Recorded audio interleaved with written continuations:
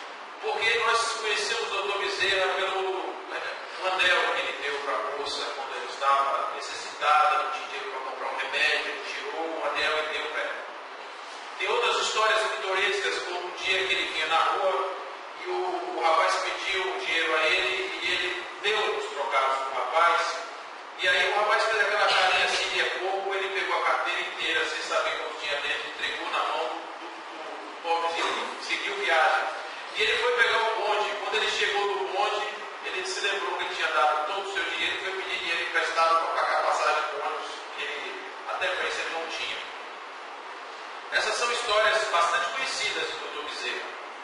Mas existem fatos da vida do Dr. Bezerra que eu acho que cabe a gente conhecer, porque muitas vezes, compreendendo por essa história verdadeira, pela história da sua vida real, talvez nos dê realmente a dimensão de quem ele era e por que ele é considerado o grande apóstolo do Espiritismo e o grande precursor do movimento de caridade que se estende até hoje em homenagem a ele.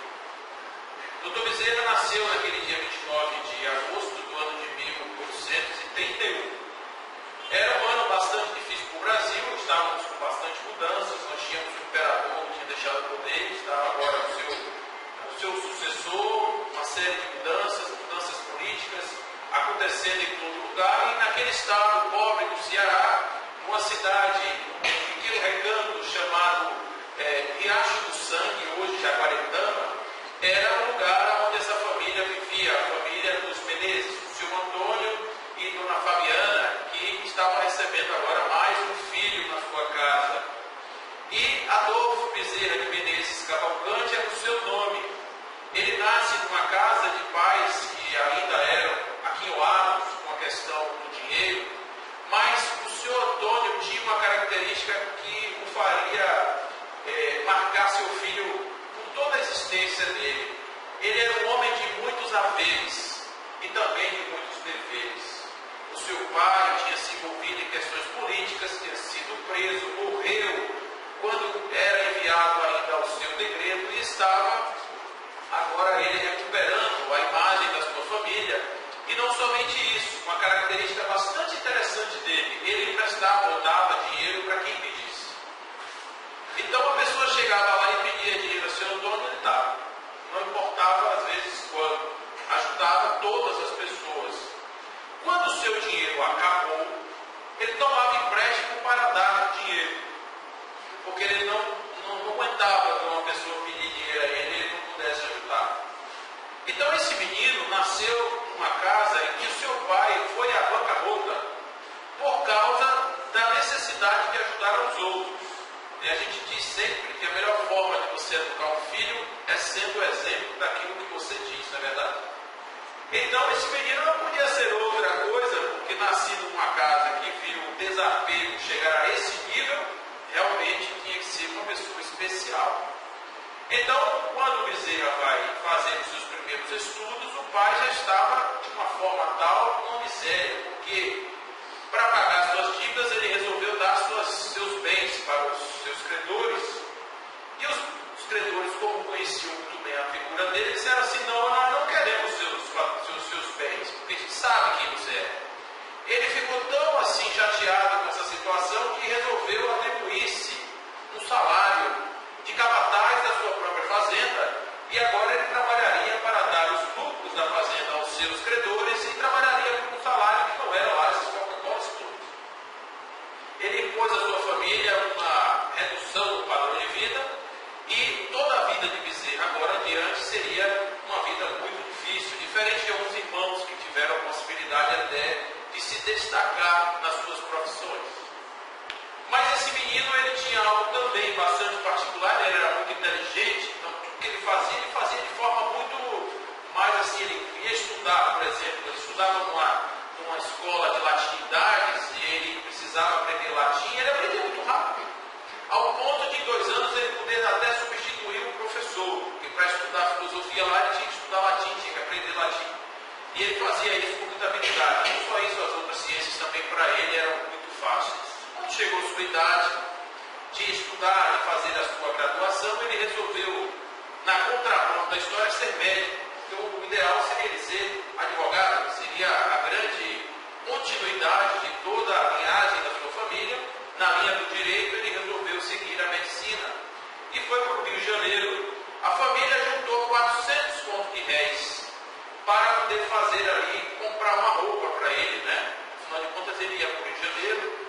Juntaram lá o dinheiro, 400 dinheiros, ele foi, comprou a roupa e chegou com 65 contos de réis no Rio de Janeiro. E vai fazer o seu estudo, bancando o seu próprio sustento, dando aulas para as pessoas. E aí surge um fato também bastante conhecido da vida dele, que ele não era muito bom em matemática. Ele estava na sua pensão quando bate na porta um aluno e diz assim: eu gostaria de tomar aulas de matemática. Ele disse: eu estou precisando de dinheiro, porque quem sustentava ele, que dava dinheiro a ele emprestado, era um alfaiate, que de vez em quando ele fazia as roupas para esse homem. Mas o alfaiate tinha ido para a Europa e ele estava sem ter a quem pedir o dinheiro. E era para pagar coisas importantes, como comida, por exemplo, pagar a pensão que morava.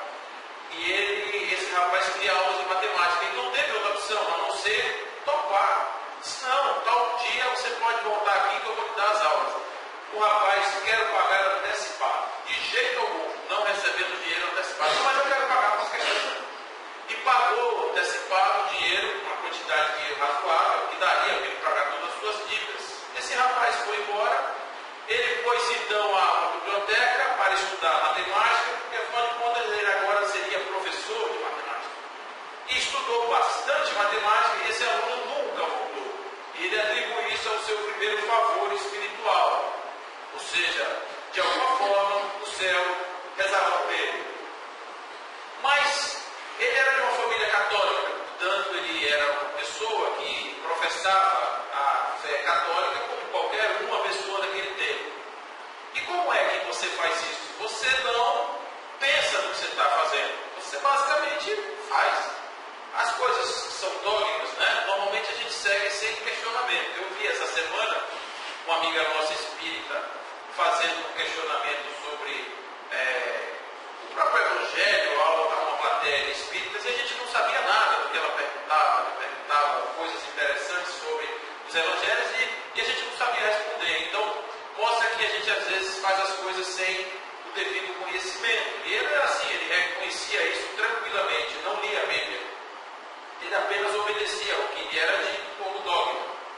E essa era a sua profissão de fé. Só que quando ele chegou no Rio de Janeiro, ele pegou uma faculdade de jovens que estavam experimentando o século XIX na sua mais profunda essência. E o século XIX era ateu. Era um rompimento que havia sido transladado da França para o Brasil, o rompimento da ciência com a religião. E era normal os alunos da faculdade de medicina não acreditarem mais naquelas coisas da religião, e a religião também não estava fazendo muito por onde ser mantida do ponto de vista de uma crença possível para uma nova geração de pessoas da ciência. E por esse motivo, ele tornou-se ateu. Então, quando a gente vê Bezerra de Menezes levantando a bandeira do cristianismo na terra, a gente diz assim: nossa, mas ele sempre foi cristão. Foi, mas teve um período em que ele questionou tudo e ficou ateu. Casou-se, logo depois que se forma, ele se casa com uma moça por amor, tem 2 filhos com ela, e era uma daquelas esposas que estimulam a pessoa a fazer coisas inusitadas. Então, o que ele já fazia nessa época? Ele já era reconhecido como médico dos pobres, ateu. Por quê? Porque ele tinha 2 consultórios. O primeiro era um consultório que ele tinha com amigos, que ele cobrava o ingresso lá, cobrava consulta. Era vazio. Lá onde ele morava, ele atendia de graça, fazia fila no quarteirão. As pessoas faziam fila para serem atendidos pelo médico dos pobres. Então, por que médico dos pobres? Porque ele não cobrava nada. Então, ele fazia isso de forma muito ordinária, tornou-se bastante conhecido pelo fato de ser um médico que não cobrava nada, um médico dos pobres. E aí, a primeira coisa que fizeram, bateram na porta da casa dele e perguntaram se ele queria ser vereador. A mulher estimulou, ele entrou na política, foi vereador, depois deputado, por muitos anos ele teve vários mandatos como deputado. Então, além de ateu, ele foi também político. Tinha tudo para não dar certo, né, gente? Tinha tudo para caminhar no caminho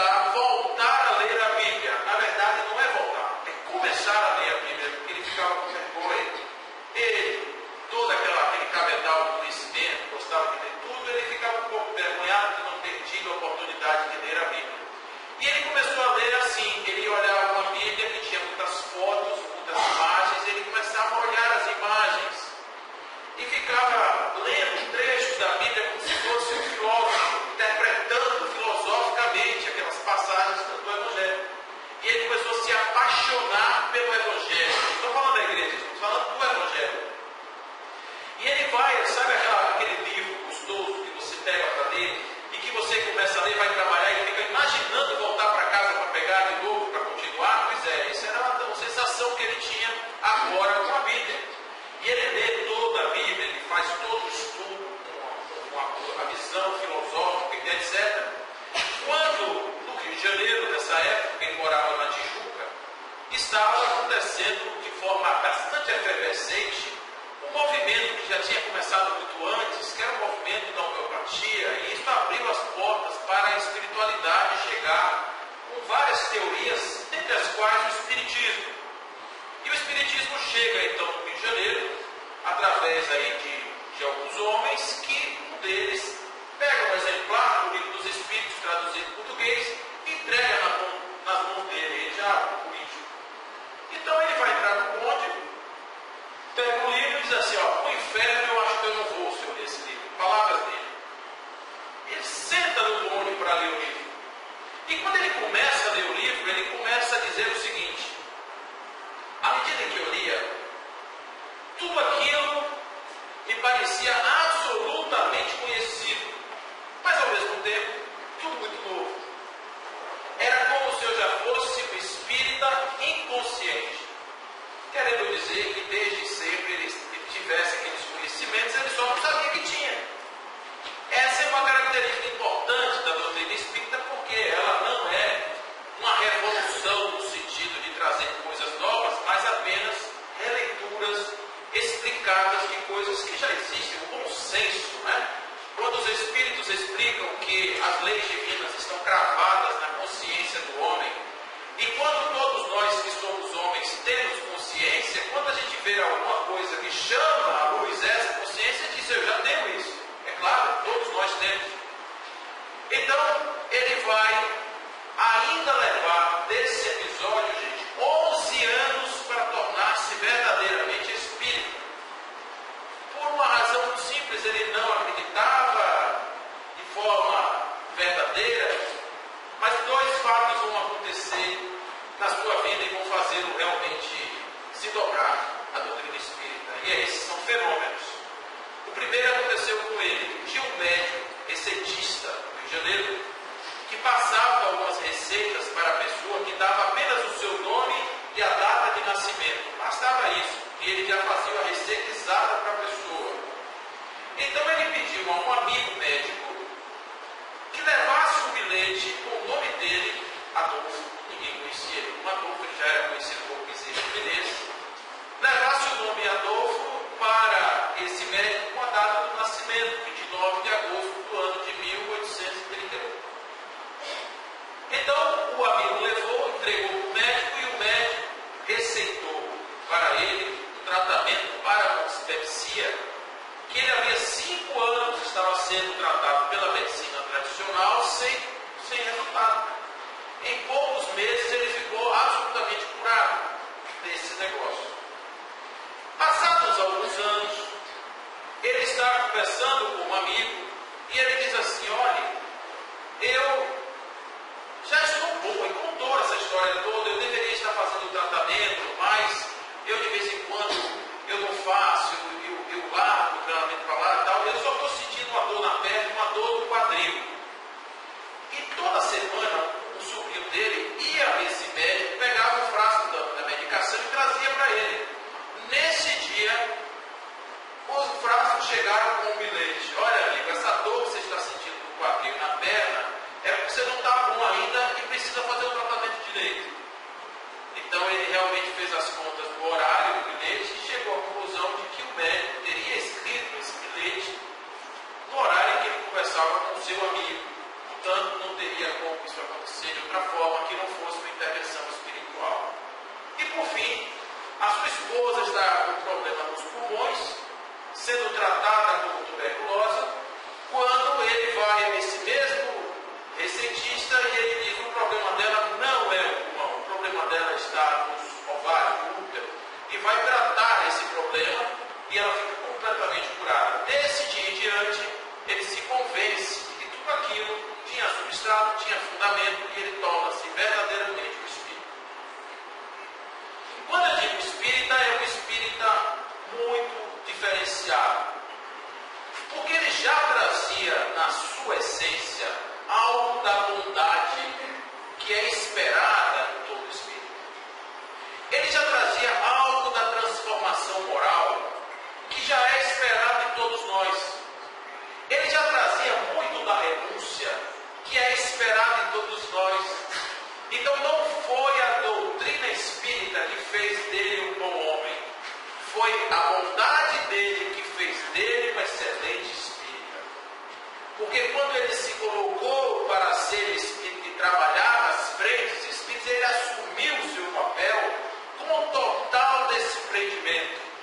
E a primeira missão de Bezerra de Menezes, nesse grande campo da doutrina espírita, foi consertar algo que já estava acontecendo de forma desordenada no movimento e que aconteceu também na igreja nascente, lá no século I, em Jerusalém, quando por volta do ano de 80, 90, já existiam por mais de 70 evangelhos sendo disseminados como sendo as palavras reais de Jesus, como sendo os encaminhamentos de Jesus, e precisou mais 300 anos para que no concílio de Nicéia pudesse acontecer ali uma formalização e, portanto, um encadeamento, um direcionamento da Igreja Católica, da Igreja nascente e, consequentemente, do movimento cristão na Terra.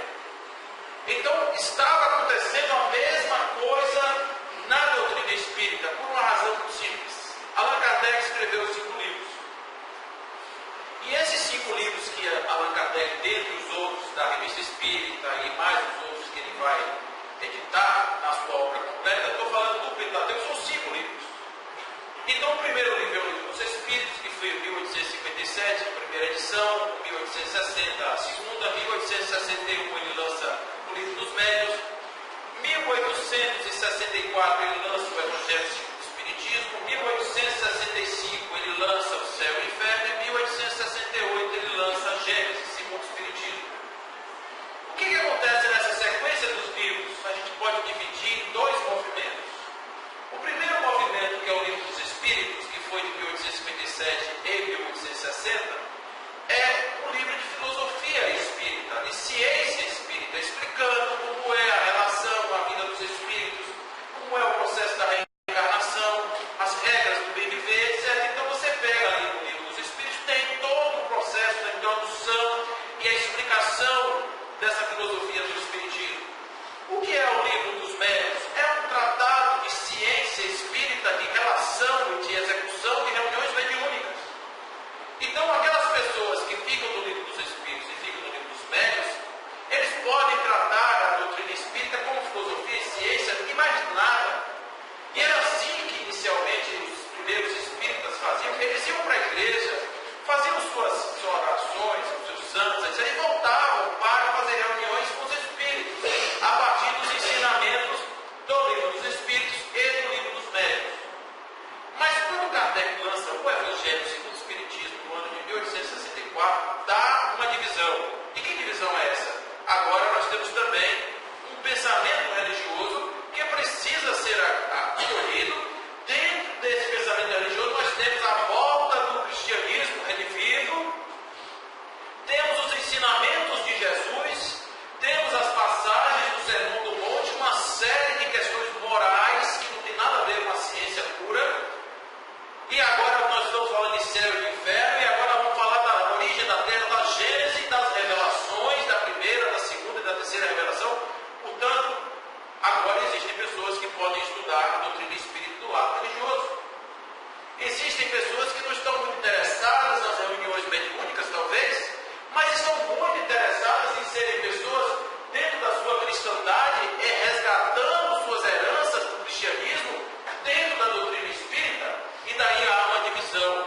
A divisão é os cientificistas, que estavam com os 2 primeiros livros de Kardec, e os kardecistas, que estavam agora com os demais livros de Kardec.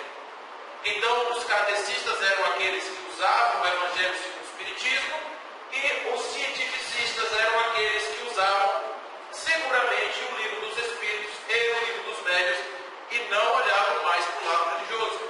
Eles chamavam de místicos aqueles que traziam religiões ou a religião para dentro da doutrina espírita. Então, como é que isso não é um cisma? É um cisma.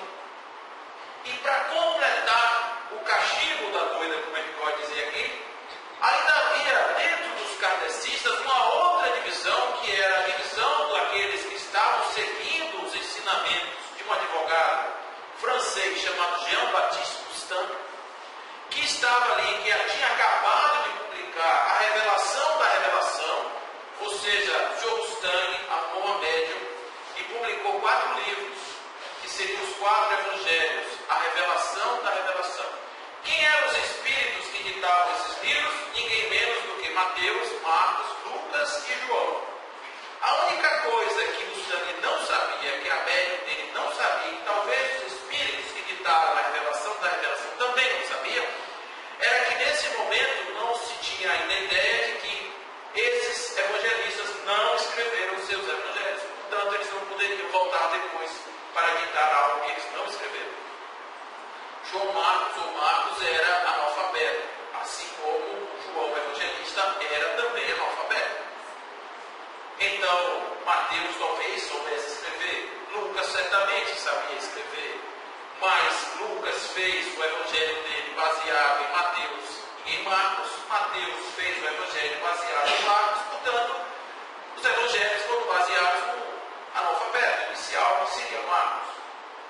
Isso aí não tem nada a ver com o fato de descrédito dos evangelhos, porque eram evangelhos que eram praticados por aquelas pessoas, segundo São Fulano, segundo Mateus. Então Mateus tinha lá um conjunto de documentos que ele certamente utilizava para fazer suas pregações, por isso o evangelho segundo Mateus, assim como existia o de Maria, o de Tiago, o de Tomé e muitos outros.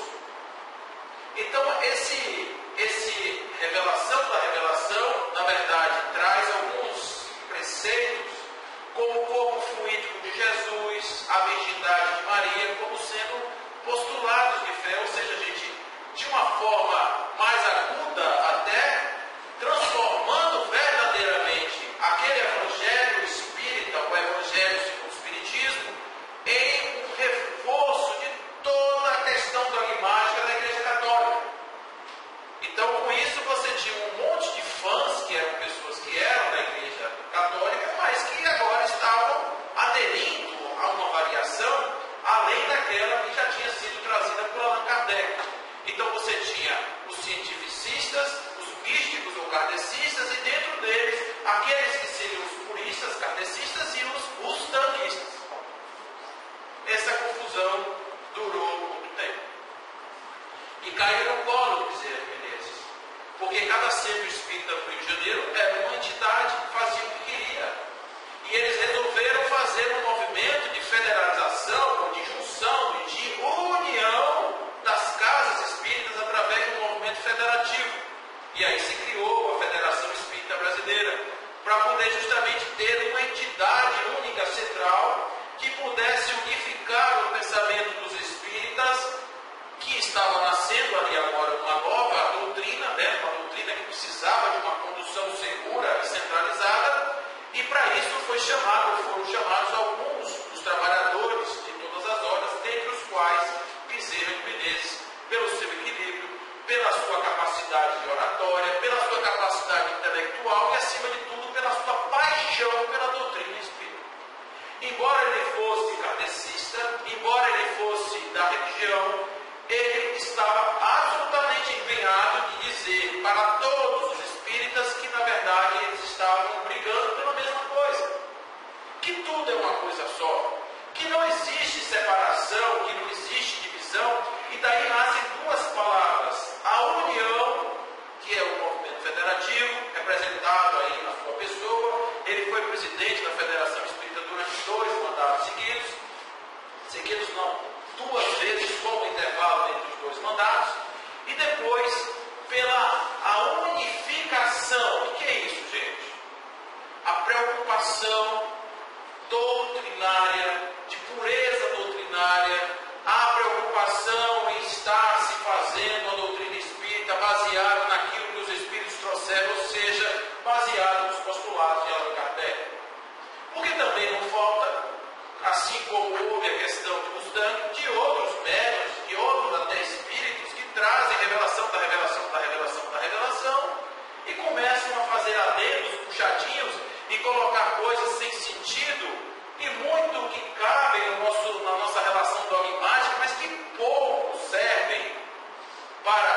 engrandecer ou fortalecer de fato a doutrina dos espíritos.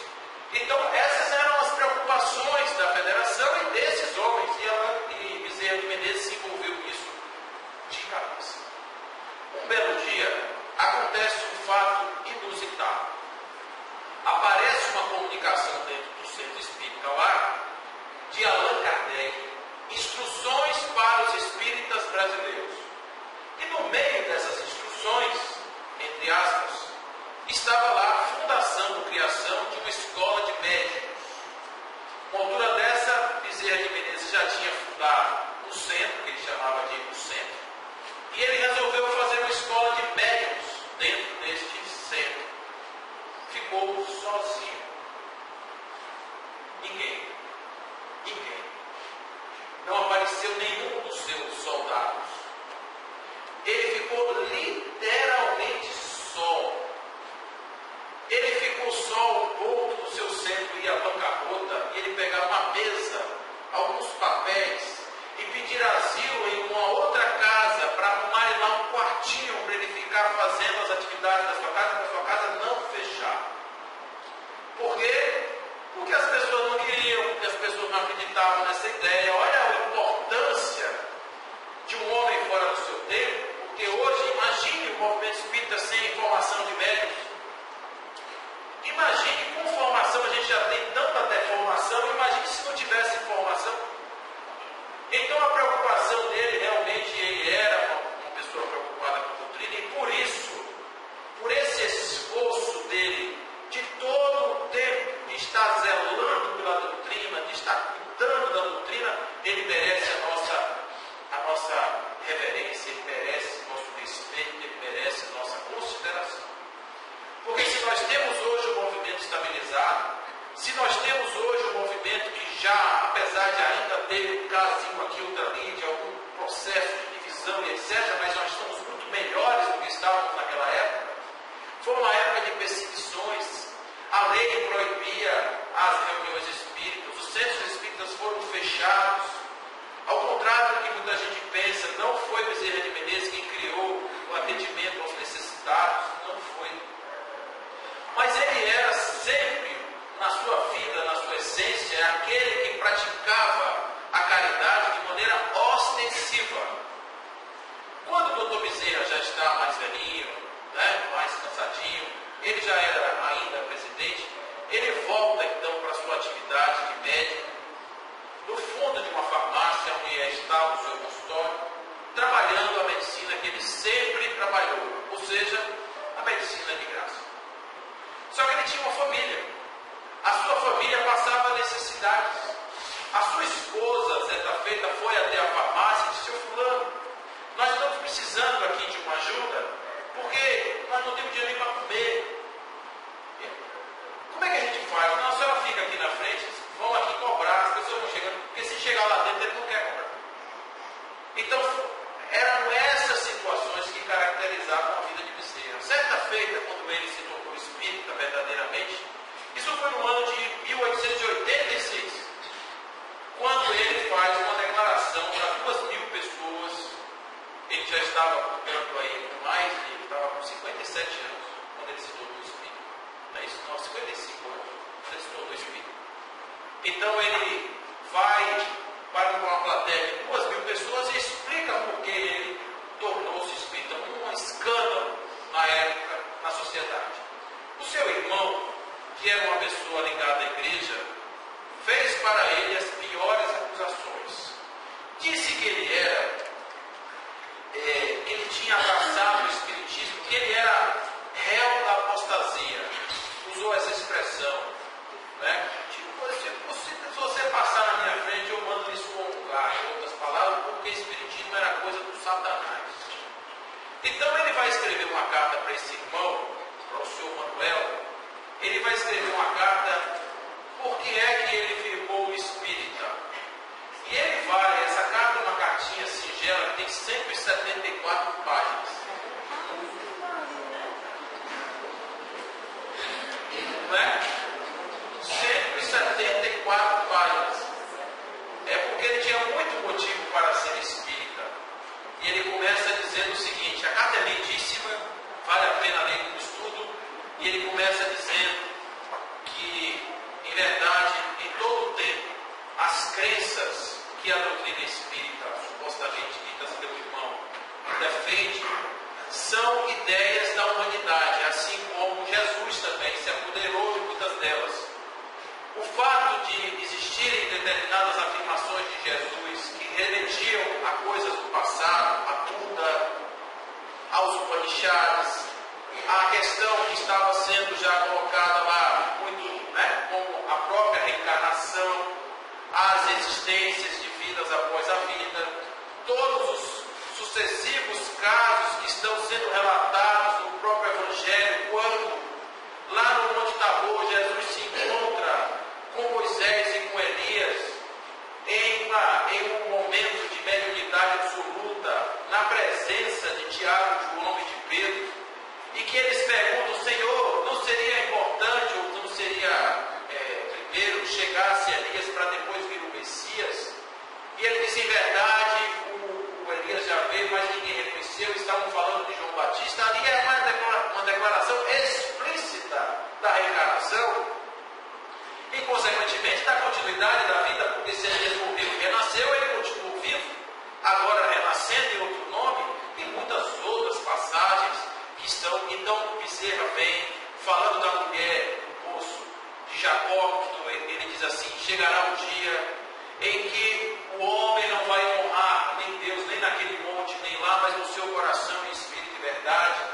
E ele começa a trazer textos da própria Bíblia, do próprio Evangelho, que era bastante conhecedor desse assunto, mostrando ao irmão que eles são buscadores da mesma verdade, mas por caminhos aparentemente distintos, mas que dizem sempre a mesma coisa. Então ele vai falar sobre a reencarnação, ele vai desmistificar a metempsicose, ele vai trabalhar em cima dessa questão da comunicabilidade entre vivos e mortos, da existência de Deus, e vai falar das revelações. Ele vai dizer que quando Abraão recebeu a primeira mensagem, que Moisés em seguida vai receber o complemento a partir das leis, estava aí agora uma primeira revelação para os homens, aonde duas partes podiam ser identificadas, a parte divina e a parte humana, a parte das leis divinas e a parte das leis humanas.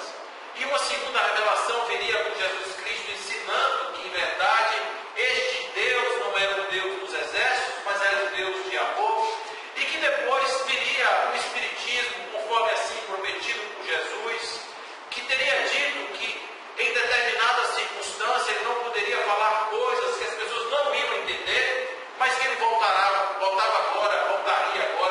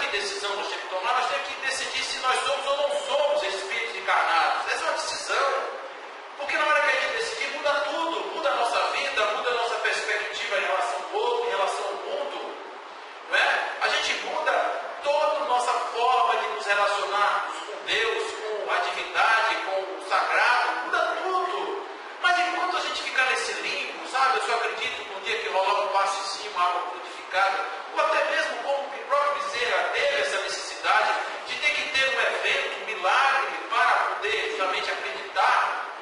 Não é? E quando a gente estiver nessa fase de transição entre acreditar e não acreditar, a gente perde um tempo enorme de ressignificar as nossas vidas e de mudar as nossas vidas para que elas sejam vidas melhores, para que a gente tenha uma vida mais feliz, para que a gente pense na vida de uma forma mais feliz, não é? Porque isso realmente faz sentido. Uma vez viraram para ele e disseram assim: Senhor Bezerra, eu sou materialista, acredito no materialismo, e tenho todo um dossiê pronto para desqualificar todas essas coisas que vocês vão falando aí, dessas maluquices que vocês vão dizendo aí, essas mantigas que vocês vão fazendo.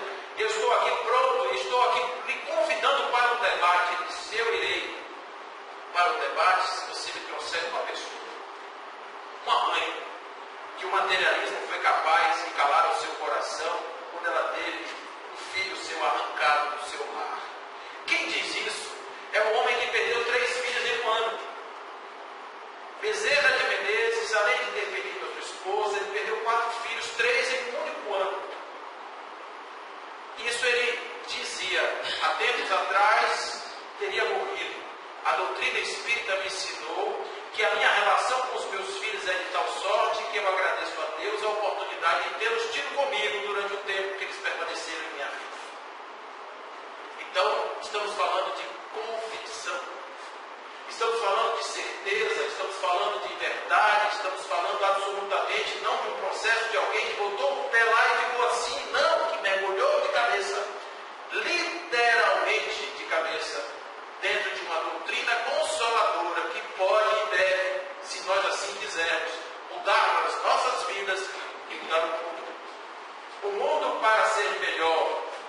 Porque Bezerra está na sua casa, ali, naquele mês de abril do ano 1900, começando um novo século, um século horroroso para a humanidade, cheio de invenções, mas com 2 guerras mundiais, com o Holocausto, a morte de milhões de pessoas de uma forma absurda. Tudo isso porque nós tiramos Deus do protocolo das nossas vidas. Um ano ou um século sem Deus. E o ano 1900 começa com aquele homem, um AVC, colocou em cima de uma cama. Uma casa pobre, absolutamente paupérrima, um quarto, uma cama no canto e uma cadeira que ficava em frente à cama. Ele só se comunicava pelos olhos, que eram como 2 safiras, que brilhavam e que irradiavam a força de um mar. De vez em quando alguém conversava com ele, ele chorava, as lágrimas desciam, era a sua maneira de expressar alegria e tristeza diante da presença do outro. Mas ele fazia isso com a bondade que sempre caracterizou o seu rosto de um leão. Então aquela fera que lutou tanto para que a humanidade acreditasse de fato nessa terceira revelação, estava caído agora, ali em cima de uma cama, e as pessoas apiedadas dele colocavam moedas embaixo do lençol. E quando iam trocar a roupa de cama, estavam ali trocados de pessoas que estavam com tanta pena da situação daquela família, que ajudavam daquela maneira, da maneira mais digna possível, que era fazer isso. E neste dia, esse homem fecha os olhos e parte para a espiritualidade.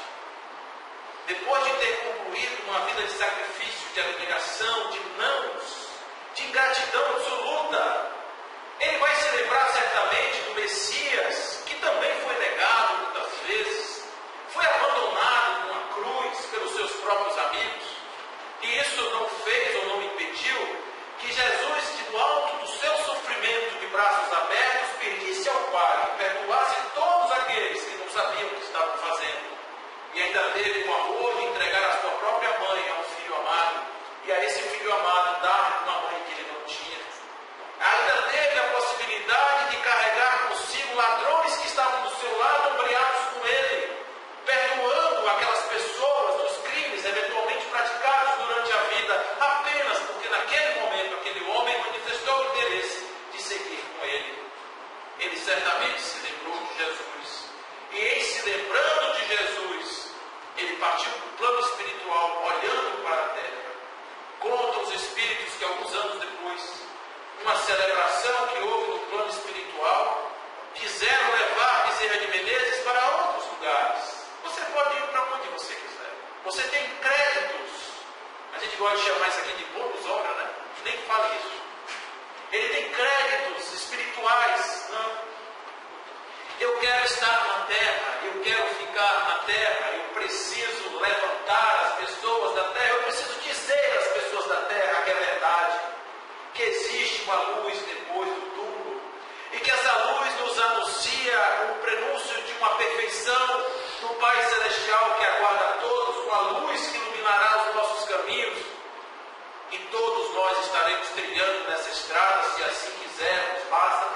acreditarmos que nós somos filhos diletos de Deus e estamos aqui para cumprir o seu mandato, a parte que nos cabe na criação.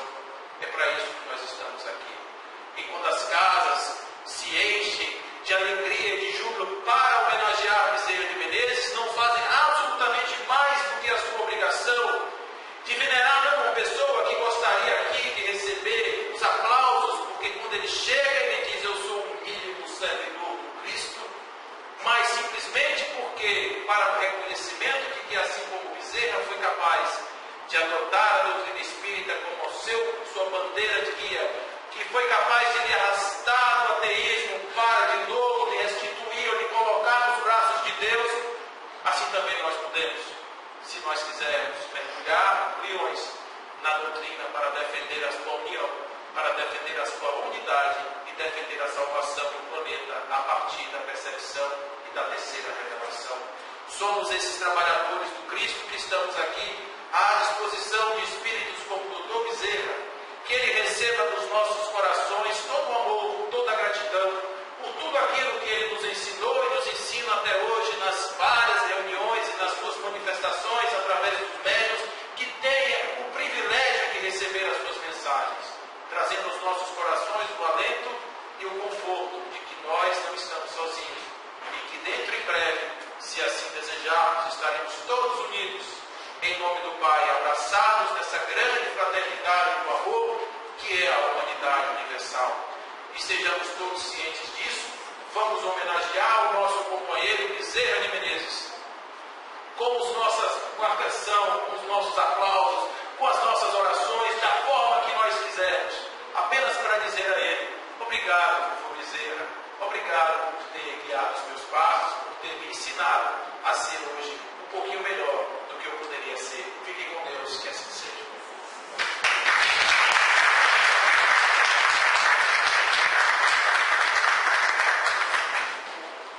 Para poder